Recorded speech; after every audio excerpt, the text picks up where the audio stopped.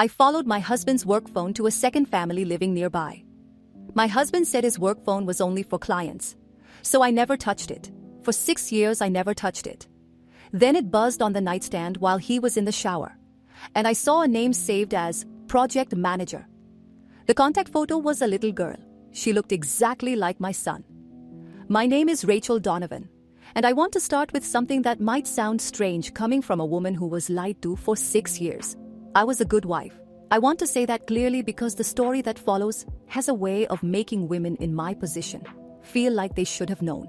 Like the signs were there, like anyone paying attention would have seen it. Maybe. But I was paying attention. I was fully present in my marriage, in my home, in my life. I was not naive. I was not checked out. I was not the distracted, disconnected wife of a cliché. I was simply trusting a man who had decided very deliberately that I would never find out. He was almost right.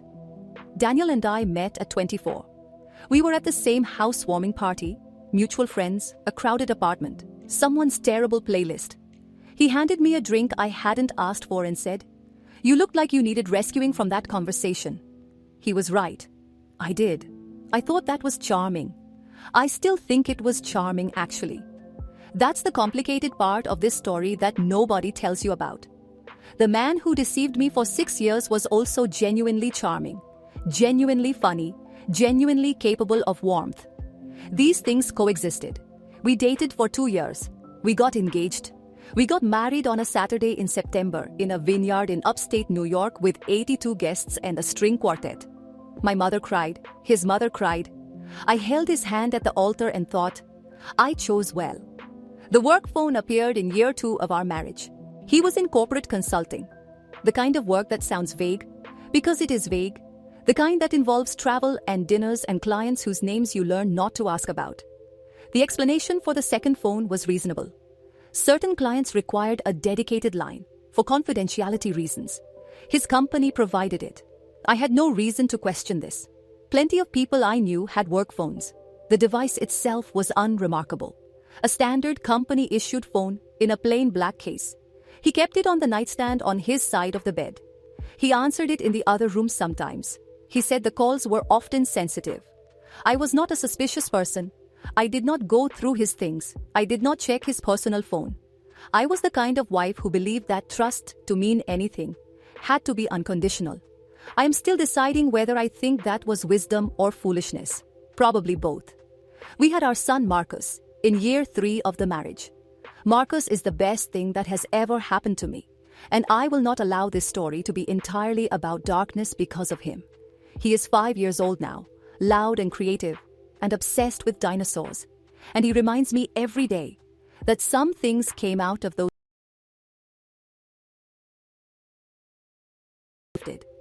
I couldn't have named it then. I can name it now. Daniel became careful in a new way. Not cold. He was never cold. That would have been easier to identify. But careful, measured. The kind of present but managed attention that, in retrospect, was performance. He was always slightly aware of where he was and what he was saying. Always just slightly ahead of the conversation. I noticed it the way you notice a smell you can't identify. Faint. Possibly nothing. I told myself it was work stress. I told myself it was the adjustment of having a toddler. I told myself a lot of things. The moment that changed everything was, as these moments often are, entirely ordinary. A Tuesday night in February. Marcus was in bed. I was reading. Daniel was in the shower. The work phone, which I had never touched, which I had respected the boundaries around for 4 years, was on his nightstand. It buzzed. I didn't pick it up. I didn't mean to look at it. I was across the room. But the screen lit up with the notification preview, and from where I was sitting, I could read it clearly.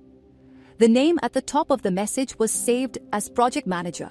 The preview read, "She asked about you again today. I told her you were working late. She made you a drawing.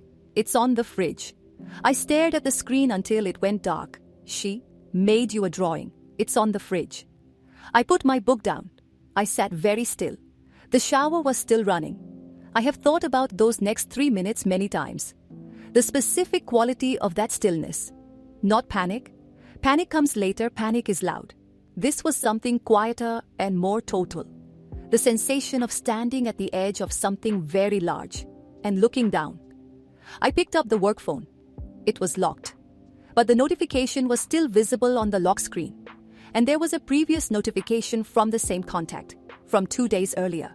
It said, "Mia wants to know if you can make it to her recital on Thursday. Please try." Mia. A name I had never heard.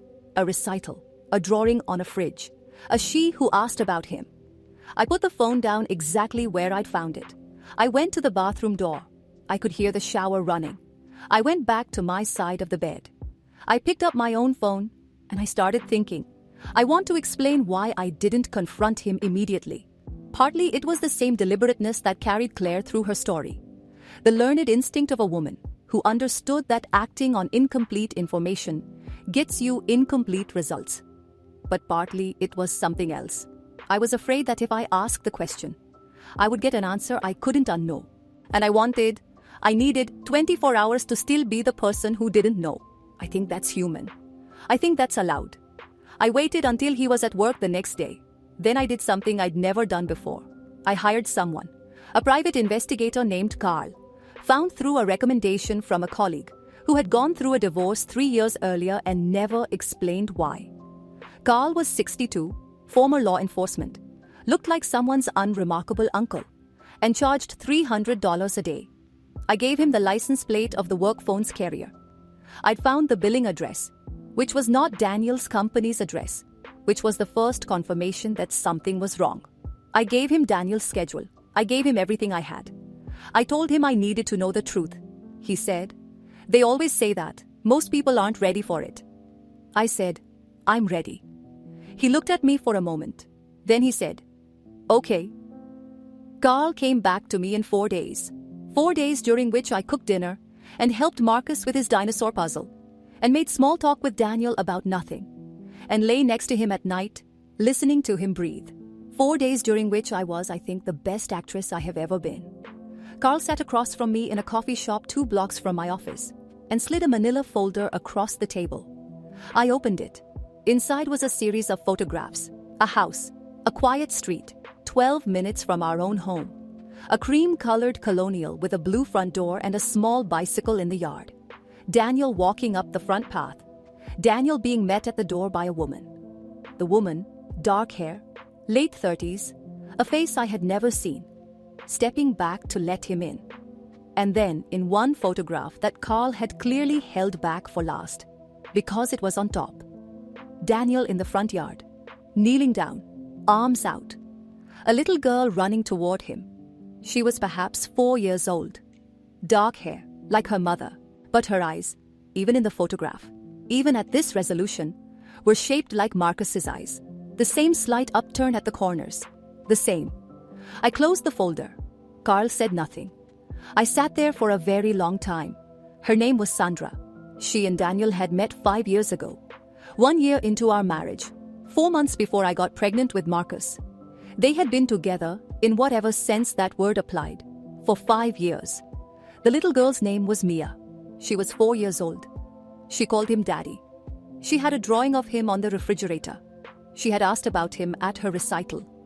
I want to tell you about the house on Crestwood Lane, because I think it matters that you understand it wasn't casual. It wasn't an affair in hotel rooms. It was a life, a constructed, maintained, parallel life. Sandra worked remotely. She had an organized home. Mia went to preschool 3 mornings a week. Daniel paid the mortgage on the Crestwood house through a shell account I'd never known existed. He had a drawer there with his clothes in it. He had a toothbrush there. He had, according to Carl's additional research, a different set of friends there. Neighbors who knew him as Dan, who'd been to barbecues with him, who probably knew Sandra and Mia as a normal family. For 5 years, 12 minutes from our house. I have done the math on this obsessively. In 5 years, Daniel had maintained 2 households, 2 relationships, 2 identities, 2 sets of routines, while sleeping next to me, while holding our son, while standing at our altar 4 years before that, and saying words I had believed were true. The logistics of it are, in a specific horrible way, almost impressive. The cruelty of it is not. I did not confront Daniel at home. I had Marcus to think about.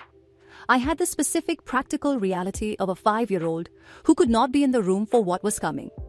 I arranged for Marcus to spend the weekend with my parents. I told them it was for a work